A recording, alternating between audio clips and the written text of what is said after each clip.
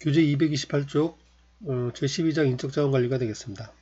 종업원 채용에 관련된 내용인데 특별히 이제 인적자원 관리라는 표현을 사용을 하고 있어요. 경영학에서는 통상 인사관리 또는 인적자원 관리 그렇게 얘기를 합니다.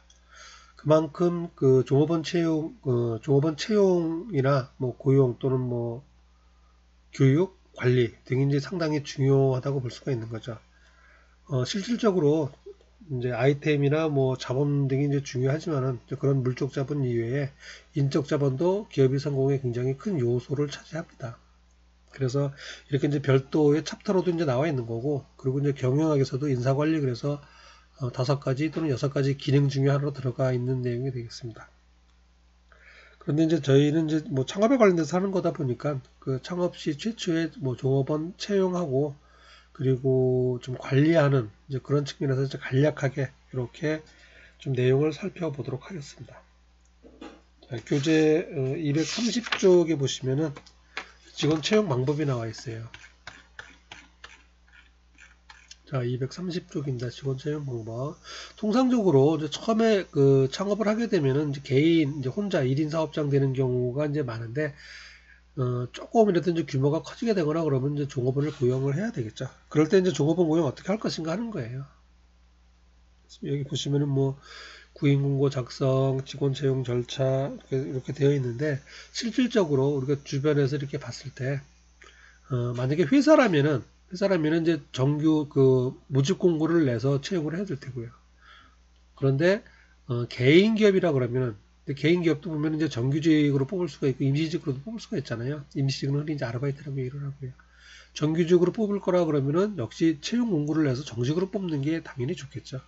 절차를 거쳐서 뽑는 게 좋고, 아르바이트라고 그러면은 아르바이트 같은 경우는 요즘 이제 알범몬 같은 것도 있지만은 이제 정식 채용 공고를 이렇게 해도 되고요. 그렇지 않은 경우는 그냥 점포에다가 이제 간단하게 이제 모집 공고 같이 일할 사람 모집합니다. 또는 아르바이트생 모집합니다. 이제 그렇게 채용을 해도 되겠죠. 그래서 이 채용을 좀 너무 정규직화 시켜가지고 좀 절차에 따라서 그렇게 할 필요까지는 꼭 필요한 경우가 있는데 그렇지 않은 경우라면은 이렇게 꼭 그렇게까지 할 필요는 없다. 그렇게 보시면 되겠습니다. 그래서 여러분들이 기본적으로 이제 알아두실 게, 정규직 채용을 하면은, 여기도 지금 나와 있지만, 워크넷이라고 하는 데가 있어요. 고용노동부에서 운영하는 사이트인데, 예전에 이제 리크루트, 사람인과 더불어서 가장 큰 포털 사이트, 취업 관련된 포털 사이트라고 보시면 됩니다. 그래서, 업무별, 업종별, 그 다음에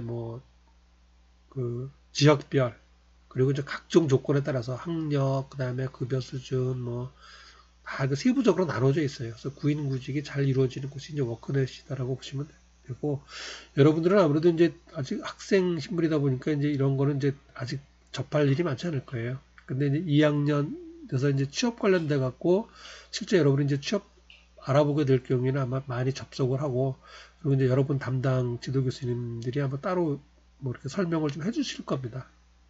그래서 이렇게 워크넷은 알아놓으시면 좋고요. 그리고 이제 아르바이트 구하는 거는 이제 알바몬이라고 있죠. 알바몬 들어가시면 역시 그것도 지역별하고 이제 업종별 또 근무 시간이나 근무 조건에 따라서 쭉 나눠져 있습니다. 그래서 요즘 인터넷 시대니까 워크넷이나 알바몬 이용하시면 좋고, 그거 외에 이제 보시면은 우리 주변에 이제 상가 이렇게 다니다 보면은 같이 함께할 직원 모집합니다라고 그 사원 모집 공고 붙어 있는 거 있고요. 또 그런 것들도 의외로 많이 유용할 수가 있습니다. 그리고 예전에 이제 교차로 그래서 이제 지역 신문이 있습니다. 해당되는 구나 이렇게 동네 그 지역만 나오는 신문이 있는데 거기에도 이런 모집 공고가 굉장히 많이 실립니다. 그래서 그것도 상당히 도움이 됩니다. 이제 대학을 졸업하고 정상적으로 취업하는 경우라면 이렇게 이제 워크넷 같은 거 이용을 할 테고요. 그런데 좀 너무 나이 드신 분이라든가 또는 파트타임 근무라든가 이렇게 구하는 경우라면은 그렇게 교차로 같은 지역 신문 또는 이제 알버몬 같은 거 이용해서 구하는 게 조금 더 편리하다고 볼 수가 있겠습니다. 그렇게 되고, 그리고 이제 취업과 관련돼서 이제 통상적으로 준비해야 되는 서류들이 이력서고 자기소개서죠. 그다음에 자격증 사본 이렇게 있는데, 이거는 이제 해야 되는 일에 따라서 어떤 특정한 기능을 요구하는 일이라면은 당연히 이제 이력서라든가 자기소개서, 그 다음에 이제 자격증 같은 것도 봐야 되고요. 그래서 회계사무직이라든가 그런 거라면 당연히 필요하겠죠. 관련 그 자격증이 있어야 되니까. 그런데 그렇지 않은 업무라면 단순 판매 직거래라면 이제 뭐 자격증 같은 거 사실 필요가 없겠죠. 그리고 경우에 따라서는 뭐 이력서나 자기소개서까지 볼 필요는 없는 것 같아요. 그리고 이제 면접만 이제 봐도 별 이상이 없겠죠. 그런데 이제 제 주변에 보더라도 이렇게 아르바이트생 모집하고 하는 경우는 이제 되게 면접만 보고 이렇게 그냥 채용하는 걸로 그렇게 많이 보고 있습니다. 그렇게 되겠고, 여기는 이제 쭉 이렇게 이제 뭐 그 해당되는 사항 이제 절차들이 쭉 나와 있고요. 그리고 이제 좀 필수적인 사항 중에 하나가 이제 근로계약서 작성이에요. 이거는 이제 하루 그냥 오늘 하루 임시로 와서 일을 해라. 이제 아는 분 소개를 이렇게 하는 경우라면은 그냥 일을 해도 되겠지만은 적어도 며칠 그리고 뭐 어떤 기간을 정해서 이제 근로계약을 한다든가 하면은 일을 하기로 약속한다면은 당연히 근로계약서를 써야 됩니다. 이건 이제 근로기준법에도 명시가 되어 있는 사항이고요. 그래서 이제 근로계약서는 이제 조금 이따가 좀 살펴보도록 하고 어쨌든 이제 근로계약이 중요하다라는 것 이렇게 말씀을 드리겠습니다. 그래서 직원 채용 방법은 이렇게 이제 어쨌든 워크넷, 그 다음에 알바몬, 그 다음에 그 직접 직원 채용 고용 그 공고 그 점포 앞에 써붙이는 것, 그 다음에 교차로 같은 거, 그 정도 이해하시면 되겠습니다. 그리고 이제 직원 채용 시 검토 사항이에요. 이건 채용하는 입장이죠. 이거를 또 뒤져보면은 이제 내가 그 취업하고자 하면은 이제 그거 입장도 됩니다. 그래서 거꾸로 저도 이제 학생들한테 취업 지도 이렇게 할 때 보면 그런 얘기를 많이 해요. 입장을 바꿔서 네가 사장님 입장에서 대봐라. 그럼 어떤 사람을 뽑겠는가? 라고 하면은 답이 나오는 거죠. 사장님 입장이라면 어떤 사람을 뽑겠는가? 그리고 이제 여러분들이라면은 그럼 어느 회사에 들어가겠는가? 하면은 답이 나오는 거죠. 직원 채용할 때 이제 검토해야 될 사항이에요. 그래서 보시면은 좀 기본적인 내용들입니다. 여기 보시면은 직원 채용 시 고려사항. 첫 번째, 근무 조건을 명확하게 제시한다. 무슨 얘기냐면은 우리 회사에서 하는 일은 이거다. 당신 이거 와서 이 일 할 수 있겠는가? 그거를 명확하게 제시해야 된다는 얘기예요.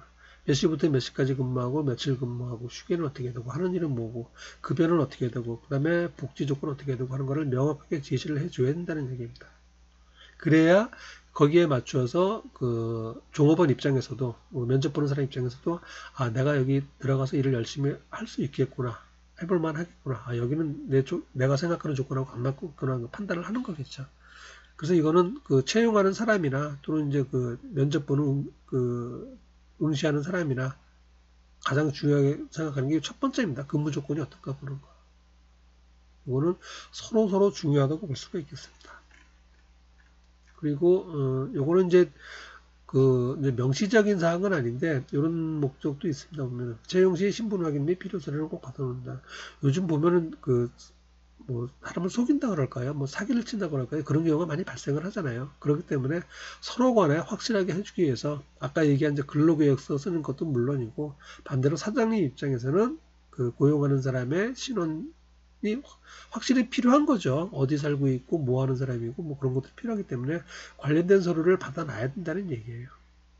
가족관계 관련된 것이 가장 기본이겠죠. 주민등록 등본은 그렇게 얘기를 하죠. 요즘은 이제 가족관계부라고 얘기를 하죠. 그래서 받아놓는 게 사장님도 좋고 그리고 종업원도 오히려 이걸 받아주는 사장님이 오히려 좋은 거죠. 확실하게 하는 거니까요. 그리고 세 번째, 단기 취업이 목적인 사람은 가능하면 채용하지 않는다. 이거는 이제 통상적으로 종업원 채용하는 이유가 이 일을 같이 나눠서 할 목적으로 채용하는 거잖아요. 필요하니까 채용하는 거고. 그런데 일을 좀 하다가 다시 나가고 일을 또 가르치면 나가고 하게 되면은 그 기업의 그 점포의 그 수익이 상당히 떨어지게 됩니다. 그렇기 때문에 뽑을 때 조심해서 뽑아야 되고 그리고 한번 뽑으면은 오래도록 같이 근무해야 되고 하는 게 사장님들의 기본 인식이에요. 따라서 단기 취업 목적인 사람이면 당연히 사장님은 채용을 하지 않죠. 근데 문제는 이제 이 종업원이 처음에는 계속 계속 근무를 하겠다, 오래도록 근무를 하겠다, 몇 년간 근무하겠다 약속을 하지만은 막상 들어와서 만족하지 못하거나 본인이 일이 생기면 이제 그만둬 버린다는 거죠. 그래서 처음부터 어쨌든 장기 취업을 목표로 해서 사람을 고용을 해야 되고 취업하는 사람도 마찬가지로 그렇게 해야 된다는 얘기죠. 그리고 4번도 이제 같은 맥락인데 급여 수준이나 근무 환경에 따라서 자주 옮겨 다니는 직원은 채용하지 않는다. 만족하지 못하고 떠나는 직원들이 많이 있습니다. 근데 그런 직원들을 보면은 대개 어디다 갖다 놔도 적응을 잘 못해요. 뭐 이유는 많겠죠. 급여가 작다거나 뭐 지저분하다거나 뭐 또 근무 환경이 안 좋다거나 핑계는 많지만 실제로 이제 근무를 잘 못하는 경우가 많습니다. 그래서 그거는 이제 그런 사람 채용한 그 업주도 상당히 곤란을 겪게 되고, 마찬가지로 그 당사자도 이제 직장을 자꾸 옮기다 보면은 나중에 어디 좀 장기적으로 봤을 때는 그게 그 경력도 되지를 않고 본인한테도 도움되는 게 없죠. 그래서 이거는 사장님 입장에서도 마찬가지지만은 그 취업하고자 하는 사람들 입장에서도 어떤 장기 근무할 생각을 가지셔야 된다는 얘기예요. 그리고 다섯 번째도 가장 기본적인 사항인데, 표정이 없거나 편한 인상을 주지 못하는 사람은 채용하지 않는다. 편한 인상을 주지 못하는 사람은 보기에 이제 인상이 안 좋은 것, 우리 흔히 인상이 안 좋다고 얘기를 하죠. 그렇다고 뭐 외모를 보고 뭐 잘생겼다 뭐 그래서 뽑는다는 의미가 아니고, 표정이 밝은 표정인 사람이 있습니다. 보면 어두운 표정이 있고요. 그래서 당연히 사장님 입장에서는 앉아서 뭐 내근직으로만 근무한다고 하면은 모를까, 어쨌든 뭐 고객을 상대해야 되는 뭐 서비스 업종이라든가 판매업이라든가 하는 경우에는 당연히 인상이 좋은 사람을 뽑아야겠죠. 항상 운도 낮은 사람. 그리고 이게 좀 봤을 때 좀 편안한 인상을 주는 사람이 있잖아요. 같은 가시면 그런 사람 뽑는 게 낫겠죠. 그래서 이런 것들을 좀 주의해야 된다라고 써 있고요. 그리고 이제 여기 써 있는지는 않지만은 이것도 이제 3번, 4번하고 관련이 되는데, 그 뽑을 때 저런 것도 있습니다. 거주지하고 직장은 가까워야 됩니다. 거주자고 직장. 예를 들어서 출퇴근 시간이 뭐 2시간, 3시간 걸린다. 또는 뭐 대중교통 버스나 지하철인데 한 번에 가는 게 아니고 중간에 한번 갈아타고 와야 된다. 그렇게 되면은 출퇴근이 굉장히 힘들겠죠. 아무리 뭐 근무 조건이 좋더라도 출근을 2시간, 3시간 하면은 일할 시간이 없을 거 아니에요. 아니면 새벽에 나와야 되고 밤늦게 들어가야 되고 너무너무 불편하겠죠. 그래서 그런 경우라면은 회사 측에서도 뽑지를 않으려고 그러고, 그리고 이제 취업하는 사람 입장에서도 멀리 갈 수는 없잖아요. 출퇴근이 안 되니까. 그래서 가까운 곳을 먼저 찾게 되는 겁니다. 그래서 직원 채용할 때 당연히 그 출근 거리, 출퇴근 거리도 고려를 해야 되는 게 되겠습니다. 그래서 이제 가령 지방에 있는 회사들, 뭐 공장 그런 데는 대개 이제 기숙사가 있죠. 왜냐면 출퇴근이 안 되기 때문에 그렇습니다. 자, 이게 이제 뭐 직원 채용할 때 고려해야 될 사항이고요. 그리고 이제 직원을 채용을 했습니다. 직원을 이제 채용했을 때 직원을 이제 관리를 해야겠죠. 이게 이제 대기업이나 이제 주식회사 같은 경우는 이제 직원 관리 매뉴얼이 있어요. 거기에 따라서 그 인사 원칙이 있는 거죠. 채용할 때는 어떻게 하고, 교육은 어떻게 시키고, 배치는 어떻게 하고, 그 다음에 뭐 급여, 승진, 뭐 그런 것들이 쭉 규정이 있죠. 그 규정에 따라 가게 되는 겁니다. 그리고 이제 인사고과라는 걸 하게 됩니다. 그런데 우리들이 이제 창업하는 개인 점포인 경우에는 직원이 이제 한 명, 두 명이 있게 되죠. 가령 이제 뭐 음식점업을 생각하더라도 주방에 한 명, 뭐 홀에 한 명, 두 명 그런 식이 있게 되는 거죠. 그리고 이제 아르바이트생이 있는 경우고. 근데 그런 경우에라도 어떤 직원 관리해야 되는 원칙이 있다는 얘기입니다. 그래서 그 얘기를 간략하게 써놓고 있는데 몇 가지 좀 설명을 드리도록 하겠습니다. 이거는 이제 여러분이 사장님 입장에서 생각을 하셔도 되고, 또는 여러분이 이제 아르바이트 하는 곳, 또는 여러분이 이제 그 취업을 했을 때도 입장을 바꿔서 생각을 해보시면 되겠습니다. 보시면 첫 번째가 사전 고지의 원칙이에요. 이거는 이제 아까 우리가 그 채용할 때 보시면은 요 얘기했잖아요. 근무 조건. 근무 조건을 명확하게 해야 된다는 게 첫 번째입니다. 여기서도 마찬가지예요. 사전 고지 원칙이 뭐냐면은 근무를 어떻게 해야 된다, 근무 조건에 대한 설명을 확실하게 해줘야 된다는 얘기예요. 그래서 기본적으로 상품 및 서비스 지식에 대한 것, 우리 회사에서 취급하는 그 상품에 대한 내용 정확히 알아야겠죠. 예를 들어서 뭐 이제 음식점이다 그래도 우리 식당에서 만들어내는 음식의 종류, 가격, 맛, 뭐 그런 것들을 혹시 이제 누군가 물어보라 그러면 쭉쭉 설명할 수가 있어야겠죠.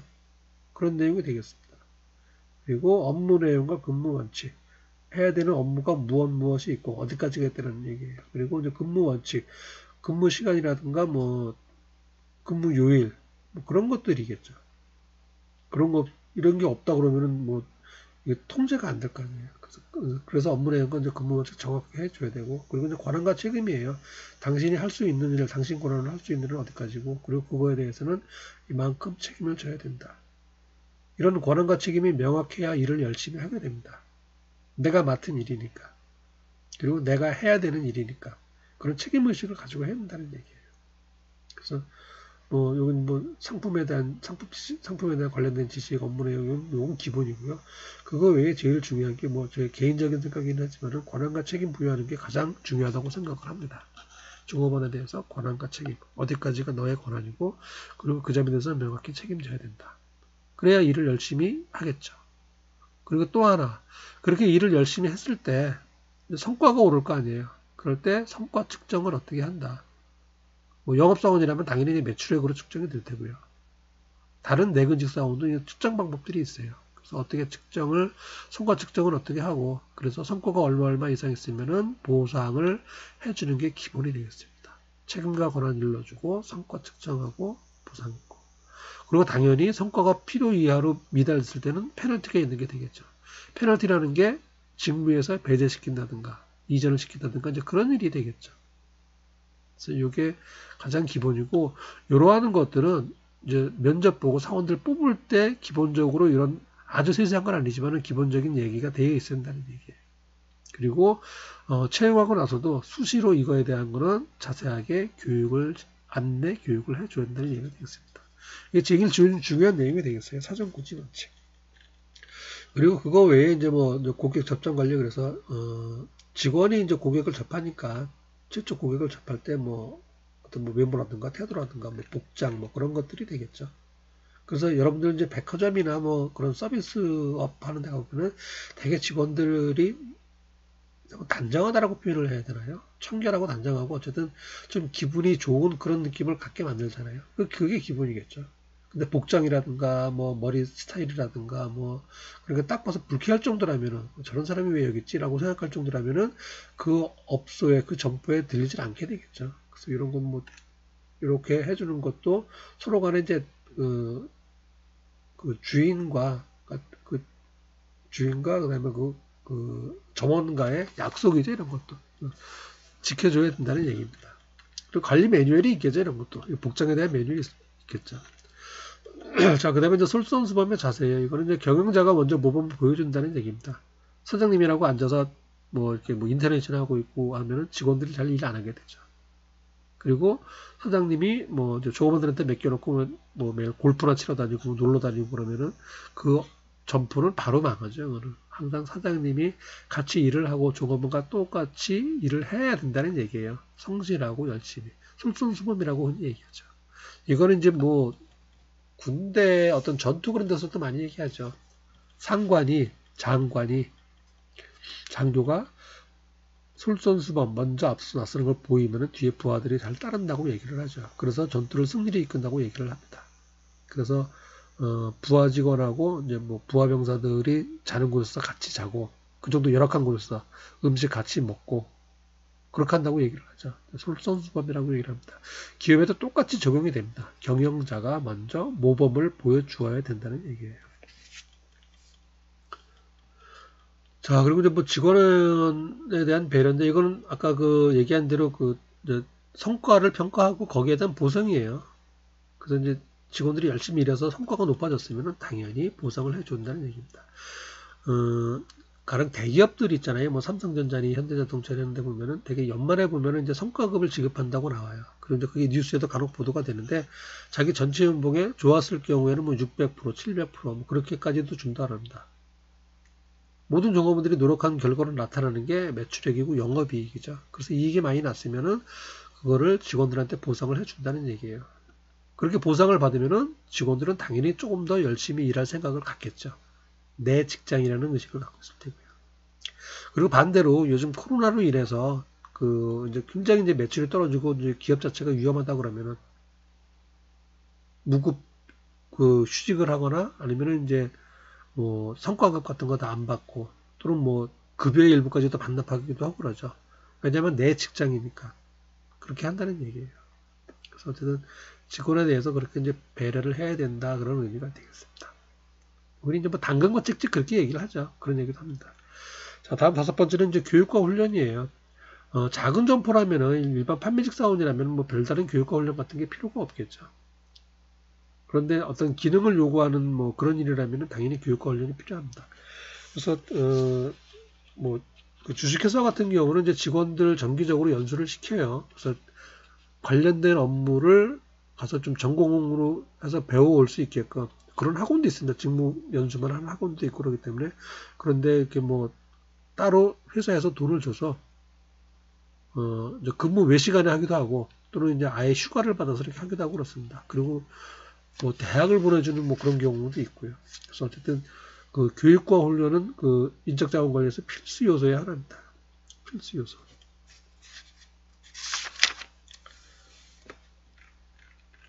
그리고 뭐 6번째는 이제 공정한 대우 이렇게 되어 있는데 이거는 뭐 저기죠 그 직원들 간에 그 차별하면 안 된다는 얘기죠.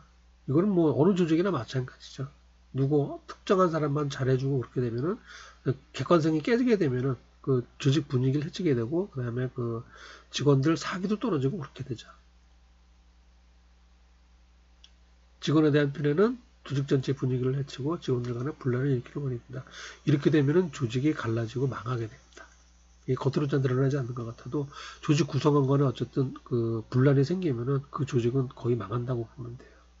그래서 그러기 전에 항상 공평하게, 공정하게, 객관적이고 합리적인 원칙에 따라서 성과 배분을 해주는 것, 그렇게 공정하게 대우를 해줘야 된다라는 의미가 되겠습니다. 자, 여기까지가 이제 직원들 채용할 때 하고 관리할 때 하고 좀 주의해야 할 요소가 되겠고요. 뒤에 이제 뭐 능력 개발에서 이제 어떤 방법이 있고 또 복리후생제도 어떤 거 써야 되는데 요건 다 그냥 뭐 생략을 하도록 하겠습니다. 그리고 이제 4대 보험이 있는데 4대 보험하고 뭐 사업자 등록하는 거 그리고 부가가치세 그러면 법적인 거는 다음 주에 이제 별도로 시간을 내서 이제 뒤에 교재 뒤에도 있지만은 그걸 정리를 해서 다루도록 하겠습니다. 자, 그리고 아까 시작할 때 잠깐 얘기했었던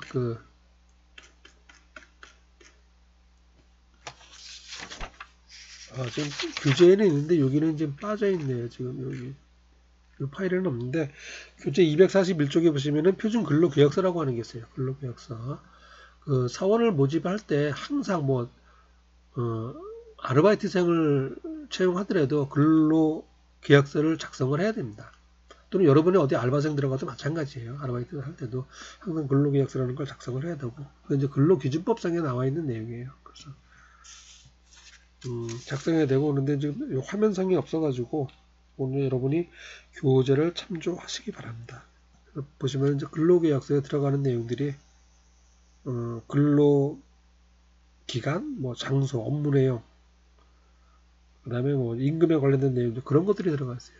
근데 이런 것들은 다 법적인 그 필요사항이에요. 법으로 딱 제정된 거기 때문에 그 작성을 해야 되는 게 원칙입니다. 이거는 법적으로 잠깐 살펴볼게요. 그 앞 시간에도 살펴봤지만은 이제 법 자체에 들어가서 하는 겁니다. 법. 그것도 다 법이기 때문에 근로기준법이 있습니다. 근로기준법.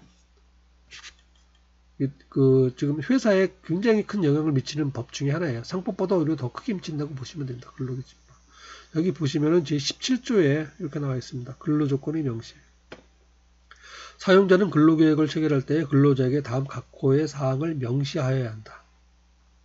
해줘야 된다는 얘기예요. 임금, 뭐 시급으로 주든 월급으로 주든 뭐 어떻게 준다라는 거, 얼마 준다라는 거, 소정 근로시간, 휴일, 유급, 휴가, 그리고 대통령으로 정하는 별도로 취업 장소, 종사하여야 할 업무에 관련된 것들을 근로 계약서에 딱 명시해서 해야 된다는 얘기예요. 그래서 근로계약서는 2장을 써서 사장님이 하나 갖고 종업원이 하나 갖고 그렇게 해서 하게 되어 있습니다.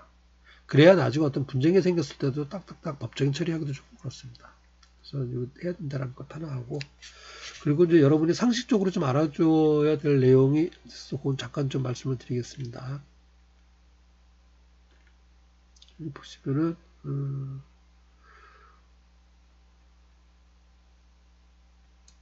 자, 연차 유급 휴가라고 하는 게 있어요. 우리 주변에 이제 직장 다니시들 보면은 뭐 유급휴가를 썼는지 안 썼는지 이제 뭐 그런 얘기들 많이 하잖아요. 그래서 보시면은 이렇게 규정이 되어 있습니다. 사용자는 1년간 80% 이상 출근한 근로자에게 15일의 유급휴가를 주어야 한다. 그러니까 1년에 15번 이상 그 휴가가 있다는 얘기예요. 급여는 나오지만 하루 더 쉴 수 있다는 얘기입니다. 유급휴가. 그리고 유급휴가 날짜는 내가 정하죠. 그래서 뭐 여름에 이렇게 이제 휴일 놀러 갈 때 휴가 받을 때 이렇게 유급휴가 끼워서 이렇게 며칠 더 논다 뭐 그런 얘기를 하잖아요. 그런 의미가 되겠습니다. 그리고 사용자는 계속해서 근로자 1년 미만인 근로자예요. 1년이 안 된 근로자는 1개월에 하루. 그러니까 1년에 12번이라는 얘기입니다. 1년 차에는. 근데 2년 차부터는 이제 15일이 된다는 얘기예요. 그리고 사망은 삭제되고 사항이요. 사항 보시면은 3년 이상 계속 근로한 근로자는 1년을 초과하는 근로연수에 매 2년에 대해서 1일을 가산해서 유급휴가를 줘야 된다. 즉 근무를 오래 할수록 15일이 아니고 2년에 1일이니까 3년차 되면은 16일, 5년차 되면은 17일, 아니 16일 그렇게 늘어난다는 얘기예요. 최대 25일까지도 늘어난다는 얘기입니다. 거의 한 달을 놀 수 있다는 얘기가 됐죠. 이게 이제 법에 나와 있는 내용이에요. 연차 유급휴가를 이렇게 주어야 된다는 얘기입니다. 근데 이제 현실적으로 이걸 다 이렇게 지키기에는 대기업들은 당연히 이런 게 지키겠지만은 조그만 개인기업 같은 경우는 이제 이런 거 지키기가 쉽지가 않겠죠. 어쨌든 이제 법 규정에는 이렇게 되어 있고 그렇습니다. 그리고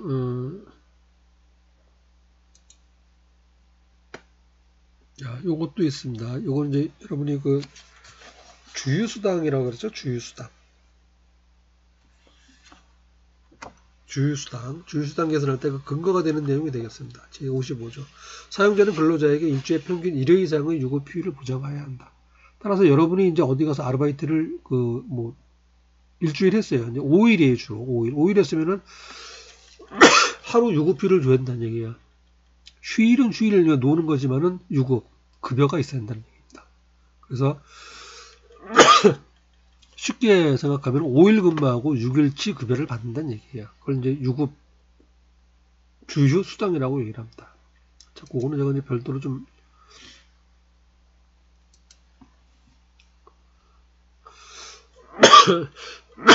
요거는 이제 조금 전에 살펴본 근로기준법 제60조고요. 그 다음에 이제 주휴수당이에요. 주휴수당. 요거 이제 근로기준법 55조 조금 전에 살펴본 내용이죠. 일주일 평균 1회 이상의 유급휴일을 보장해야 한다. 그래서 구체적인 조건이 이렇습니다. 일주일에 5시간 이상 근무하면 되고, 그 다음에 근무일에 결근하지 않아야 됩니다. 무단으로 빠지지 않고 다 근무를 했을 경우에 일주일에 15시간 이상만 근무를 하면은, 그러면은 하루 더 휴가, 수당을 받는다는 얘기예요. 근무의 수당을. 그리고 이제 일주일에 15시간 이상씩 계산할 때, 이거를 뭐, 월화수목금 다 근무해야 되는 건 아니고, 뭐, 월, 수, 금, 그렇게 근무를 할 수도 있고요. 또는 뭐, 화, 금, 그렇게 근무를 할 수도 있고요. 그리고 하루는 8시간 하고, 다음날 뭐, 3시간, 3시간, 이렇게 할 수도 있고요. 꼭 뭐, 그렇지는, 어떤 특별하게 정해져 있지는 않다는 얘기예요. 어쨌든, 일주일 전체로 봤을 때 15시간 이상만 근무하면 된다는 얘기입니다. 자, 그럴 경우에 주휴수당은 이런 식으로 계산을 한다 그래요. 예를 들어서 어떤 사람이 이제 주 5일을 근무를 했는데 아니면 4일을 근무했는데 전체 20시간을 근무한 겁니다. 하루는 4시간, 하루는 3시간, 하루는 5시간 뭐 이런 식으로 나누어서 뭐 똑같이 근무를 하든 뭐 따로 근무하든 어쨌든 자 그럴 경우에 이제 여러분이 흔히 시급을 받잖아요. 그럴 때 기본 시급 받는 게 20시간 근무했으니까 20시간 곱하기 올해 시급이 8,590원이죠. 내년도는 뭐 8,720원이니까요. 뭐 그렇게 결정됐다 그러고요. 그래서 시급이 기본적으로 17만 1,800원이고요. 근데 이거 외에 이제 15시간 이상 근무를 했기 때문에 그리고 결근을 안 했기 때문에 주휴수당을 받는다는 얘기예요. 주휴수당은 하루 더 근무한 거로 본 거 아니에요? 하루 더. 그러니까 5일에 20시간 근무했으니까 하루 하면은 하루에 4시간 근무한 게 되겠죠. 평균 4시간. 어떤 날은 5시간 하고 어떤 날은 3시간 한 날도 있을 거예요. 근데 어쨌든 평균 4시간이라는 얘기입니다. 그래서 1일 평균 근로시간 계산해서 4시간이죠. 주 5일 근무한 거로 가정을 하니까 4시간 곱하기 8,590원 하면은 34,360원. 합치면은 20만 6천원 돈이 되겠네요. 20만 6천원. 이렇게 받는 게 정상이란 얘기입니다. 그런데 이 주휴수당이 이제 예를 들어서 사장님이 모를 수도 있고 또는 이제 알면서도 그냥 뭐 아닐 수도 있겠죠. 상식적으로는 이렇게 얘기를 하는 거니까. 그리고 아르바이트생이 모를 수도 있고, 또는 서로 아는데 말하기 불편하니까 뭐 그럴 수도 있고, 뭐 여러 가지 사례가 많다 그래요. 그런데 어쨌든 법적으로는 이렇게 주고 받게끔 되어 있습니다. 이게 주의사항이 되겠습니다. 자, 오늘 뭐 이번 주 시간은 일단 뭐 이렇게 하고요. 나머지 있는 거, 나머지 규제 뒷부분은 이제 다음 주에서 이제 마치도록 하겠습니다. 이번 주 지금 코로나가 계속 좀 확산되고 뭐 그렇게 지금 뉴스가 계속 나오고 있습니다. 여러분 어쨌든 뭐 건강 유의하시고 한 학기 마무리 잘 하시기를 바라겠습니다. 수고하셨습니다.